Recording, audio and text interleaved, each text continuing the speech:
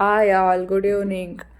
ನಾನಿವತ್ತು ಚಿಲ್ಕೊರೆ ಕಾಳು ಸಾಂಬಾರು ಮಾಡೋಣ ಅಂತ ಕಾಳನ್ನ ಆಲ್ರೆಡಿ ಚಿಲುಕ್ಸ್ಬಿಟ್ಟು ಸ್ಟೋರ್ ಮಾಡ್ಕೊಂಡು ಇಟ್ಕೊಂಡಿದ್ದೆ, ಈಸಿ ಆಗುತ್ತೆ ಮಾಡಬೇಕಾದ್ರೆ ಅಂತ.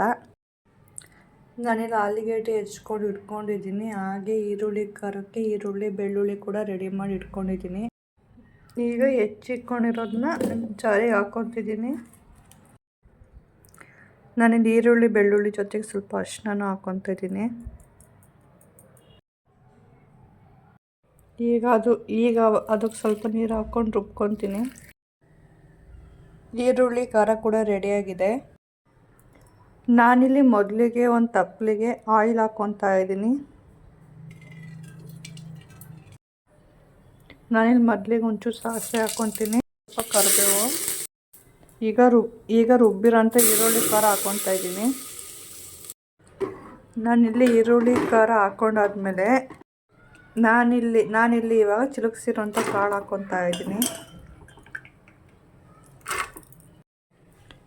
ಹಾಗೆ ಆಲೂಗೆಡ್ಡೆ ಕೂಡ ಹಾಕ್ಕೊತಾ ಇದ್ದೀನಿ. ಈಗ ನಾವು ಇದನ್ನು ಒಂದು ರೌಂಡ್ ಸೌಟು ತಿರುಗಿಸ್ಬಿಟ್ಟು ಕುದಿಯೋಕೆ ಬಿಡ್ತೀನಿ. ಒಂದು ಕುದಿ ಅಷ್ಟರಲ್ಲಿ ನಾನಿಲ್ಲಿ ಖಾರಕ್ಕೆ ರೆಡಿ ಮಾಡ್ಕೊತೀನಿ. ನಾನಿಲ್ಲಿ ರುಬ್ಬೋಕ್ಕೆ ಟೊಮೊಟೊ, ಕೊತ್ತಂಬರಿ, ಹಾಗೆ ಶುಂಠಿ, ಕಾಯಿ ತುರಿ, ಹಾಗೆ ಸಾಂಬಾರು ಪೌಡ್ರು, ಹಾಗೆ ಒಂದು ಸ್ವಲ್ಪ ನೀರು ಹಾಕ್ಕೊತೀನಿ. ಖಾರ ಕೂಡ ರೆಡಿಯಾಗಿದೆ ಈಗ. ಹಾಗೆ ಈರುಳ್ಳಿ ಖಾರ ಕುದಿ ಕೂಡ ಬಂದಿದೆ. ಆಲೂಗೆಡ್ಡೆ ಕಾಳು ಕೂಡ ಬೆಂದಿದೆ. ಸ್ವಲ್ಪ ನಾವು ಜಾಸ್ತಿ ಬೇಯಿಸ್ಕೋಬಾರ್ದು, ಯಾಕೆಂದರೆ ಕಲಸೋಗುತ್ತೆ ಖಾರ ಹಾಕ್ತೀವಲ್ಲ.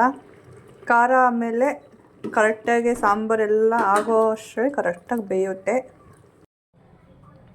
ಖಾರ ಕೂಡ ಹಾಕಿದ್ದಾಯಿತು, ಎಲ್ಲ ಒಂದು ಹದ ಮಾಡಾಯಿತು. ಈಗ ಒಂದು ಸ್ವಲ್ಪ ಸಾಲ್ಟ್ ಹಾಕ್ಕೊತೀನಿ.